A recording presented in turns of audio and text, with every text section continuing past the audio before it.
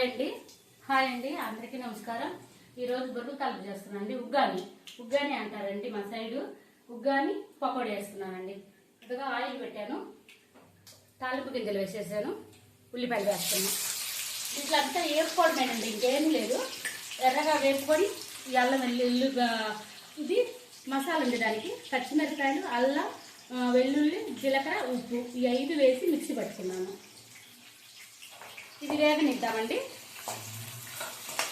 ఇదిగోండి, ఎర్రగా వేగనక్కర్లేదండి, మళ్ళీ ఇది వేగాలి కాబట్టి నేను అల్లం వెల్లుల్లి వేస్తున్నానండి। పచ్చిమిరపకాయ ముద్ద, పసుపు అండి, 1 స్పూన్ పసుపు సరిపోతుంది।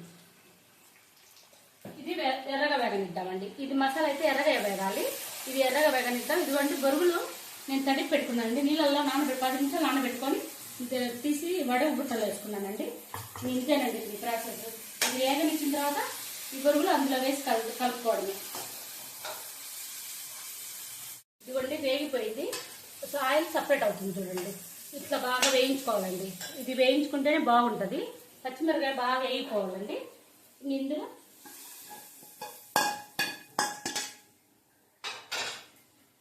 మొత్తం కలుపుకోవడమేనండి। ఇంకా కలుపుకొని ఒక అరచుప్ప నిమ్మకాయ పెట్టుకోవాలండి, నిమ్మకాయ పెట్టుకుంటే టేస్ట్ బాగుంటుంది।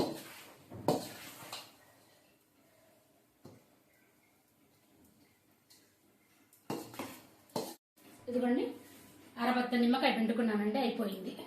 ఇంతేనండి, అయిపోయింది।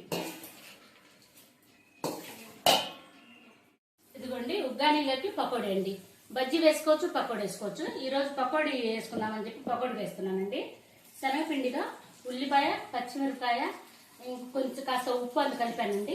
సోడా ఉప్పు కంపల్సరీగా కొద్దిగా వేస్తానండి నేను, కొద్దిగా సోడా ఉప్పు వేసి నీళ్ళు వేసి కలుపుకున్నానండి। పకోడీకి ఇంత లూజుగా ఉండాలండి, బాగా నీట్గా వస్తుంది। ఇంతేనండి, వేసుకోవడమే అంతా। వేడి పకోడీ అండి, ఉగ్గాని రెడీ చేశానండి, అయిపోయింది। ఈజీ అండి, చూసి చేయండి ఒకసారి, నచ్చితే మాత్రం లైక్ చేయండి।